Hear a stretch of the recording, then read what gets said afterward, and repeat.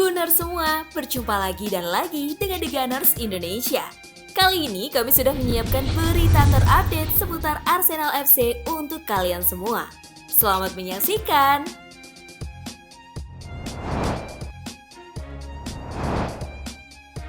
Mantan bek Arsenal jadi target pengganti Rafael Varane. Real Madrid baru saja kehilangan salah satu pemain kunci mereka. Los Blancos terpaksa berpisah dengan Rafael Varane yang pindah ke Manchester United. Defensa Sentral melaporkan bahwa Real Madrid punya target transfer baru di musim panas ini. Mereka tertarik untuk merekrut David Luiz. Menurut laporan tersebut, Carlo Ancelotti tertarik untuk bekerja sama dengan Luiz di musim panas ini. Bek 34 tahun itu dinilai punya jam terbang yang tinggi. Sementara performanya pun dinilai belum terlalu menurun. Real Madrid tidak perlu membayar untuk mendapatkan jasanya. Kontrak Luiz di Arsenal sudah berakhir di musim panas ini. Arsenal sendiri tidak memberikan perpanjangan kontrak untuknya. Jadi, Real Madrid tinggal bernegosiasi soal gaji dan bonus dengan sang bek untuk membawanya ke Bernabeu.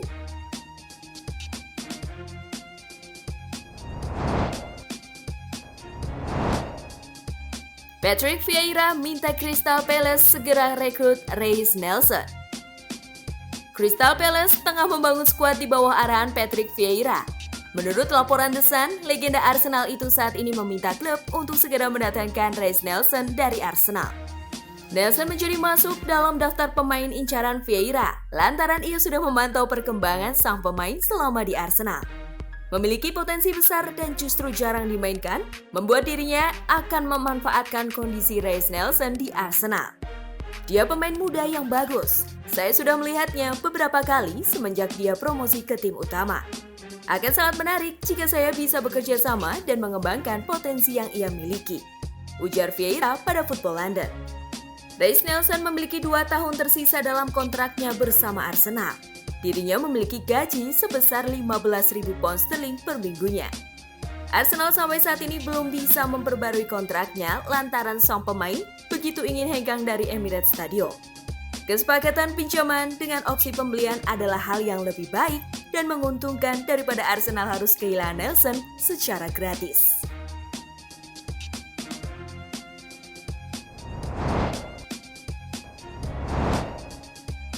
Arsenal hanya butuh satu striker dan playmaker baru. Dennis Bergkamp mengatakan jika Mikel Arteta harusnya lebih fokus untuk mencari playmaker baru dengan kemampuan mencetak gol yang lebih dari Smith Rowe. James Maddison pilihan yang tepat untuk itu, meski saat ini Arsenal mengutamakan Martin Odegaard yang harganya jauh lebih murah, yakni 53 juta pound sterling, di mana James Maddison dihargai 70 juta pound sterling. Saya suka melihat playmaker yang tidak hanya bisa mengendalikan aliran bola, tapi saya suka mereka yang juga rajin mencetak gol. James Maddison tidak buruk, dia sudah membuktikannya, ujar Bergkamp pada Football London. Selain itu, Dennis Bergkamp juga berharap ada striker tajam baru yang bisa dibawa Arsenal ke Emirates Stadium. Meski saat ini Lautaro Martinez kencang dirumorkan akan bergabung, Bergkamp justru lebih memilih Tammy Abraham yang dinilainya tak perlu beradaptasi lagi dengan permainan Liga Inggris. Ia juga salah satu striker yang rajin mencetak gol. Hanya saja, Tammy dinilai kurang beruntung lantaran jarang mendapat menit bermain di bawah arahan Thomas Tuchel.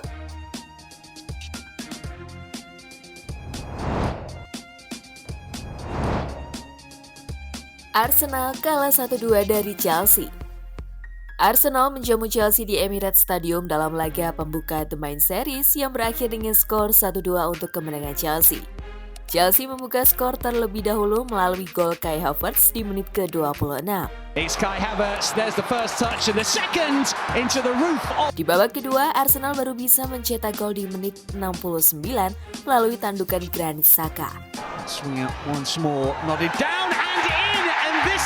Setelah Arteta merotasi beberapa pemainnya, Arsenal justru harus kebobolan akibat blunder dari Bellerin yang berhasil dimanfaatkan Tammy Abraham di menit ke-72.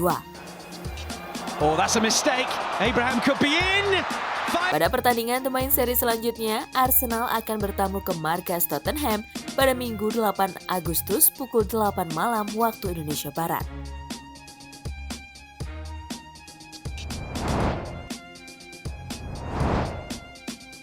Bola tendangan Joe Willock seharusnya dihitung gol. Tertinggal 1-2 dari Chelsea di babak kedua, Arsenal terus meningkatkan tempo serangan setelah mereka melakukan pergantian pemain. Pemain baru seperti Ben White bermain sangat baik dengan beberapa intercept dan penyelamatan. Nuno Tavares yang mengganti posisi Tierney terlihat begitu tangguh membantu serangan dan pertahanan The Gunners. Sementara Sambi Lokonga, permainannya melebihi ekspektasi. Ia piawai dalam mengatur aliran bola serta umpan-umpannya yang begitu akurat. Di menit 81, Arsenal pun sebenarnya berhasil menyamakan skor menjadi 2-2 lantaran bola sepakan keras dari Joe Willock terlihat membentur mister gawang dan bola mengarah masuk ke dalam namun kemudian memantul keluar. Momentum the move lost a little. The shot though, was that over the line? I think it was. Sayang, wasit memutuskan untuk tidak mengesahkan gol tersebut.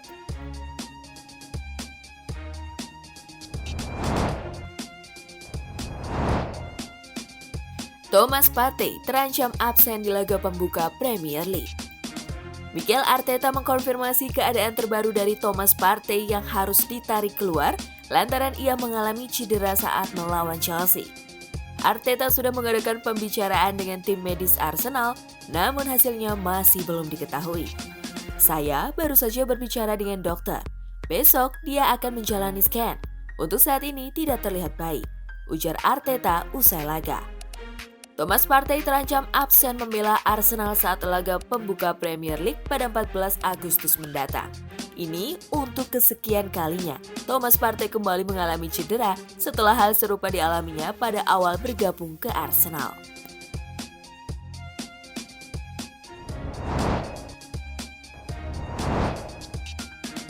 Fans Arsenal kasihan pada Ben White pada laga debutnya. Beberapa fans Arsenal di media sosial bersimpati untuk Ben White ketika ia menjalani debut pertamanya untuk Arsenal. Dirinya belum mampu menahan kekalahan 1-2 atas Chelsea. Hampir seluruh fans Arsenal terkesan dengan permainan dan berbagai penyelamatan yang ia lakukan. Ben White tidak dibantu dengan baik oleh pemain di sekelilingnya seperti Berlino, Elneny, dan bahkan Bellerin. Salah seorang fans memberi komentar, "Saya merasa kasihan untuk Ben White. Pada laga debutnya, dia bermain dengan badut di sekitarnya, seperti Elneny dan Bellerin," tulis Gunners di Twitter.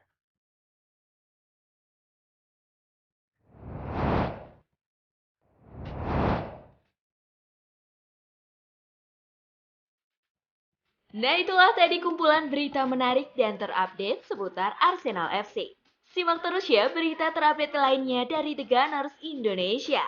See you!